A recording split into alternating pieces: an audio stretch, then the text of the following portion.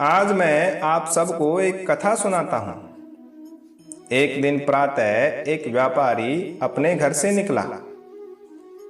घर से निकलते ही एक बिल्ली ने उस व्यापारी का मार्ग काट दिया। व्यापारी घबरा गया। वो फिर से घर लौट गया और शुभ घड़ी की प्रतीक्षा करने लगा।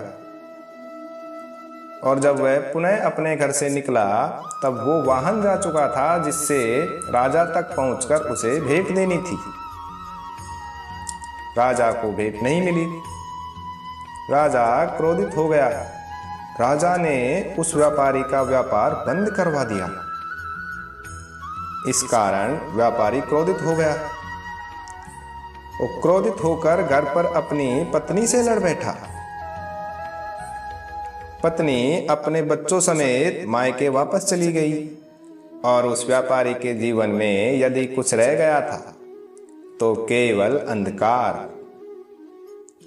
और इन सब का कारण वो उस बिल्ली को मानता रहा जिसने उसका मार्ग काटा था। ऐसा ही एक दूसरा व्यापारी राजा को भेंट देने निकला और उस व्यापारी का मार्ग भी एक बिल्ली ने काट दिया। वो व्यापारी तनिक घबराया, परंतु उसने आगे बढ़ना अधिक उचित समझा। राजा तक वो समय पर पहुंचा। उसने राजा को भेंट दी। राजा प्रसन्न हुए और राजा ने व्यापारी को अपना व्यापार बढ़ाने की अनुमति दी। स्वर्ण आभूषण दिए। जब व्यापारी घर पर पहुंचा तो पत्नी को आभूषण और अपने बच्चों को देने के लिए वस्त्र थे उसके पास। हर ओर प्रसन्नता थी। समझ रहे हैं ना आप? दोनों के साथ एक ही प्रकार की घटना हुई, परंतु दोनों की प्रतिक्रिया भिन्न थी। ऐसा ही हमारा जीवन भी है।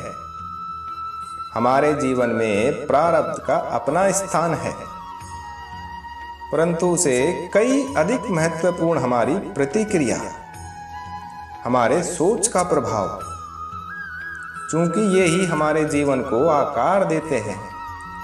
इसलिए अपनी सोच को सकारात्मक रखिए। आपका जीवन सदैव आनंदमय रहेगा।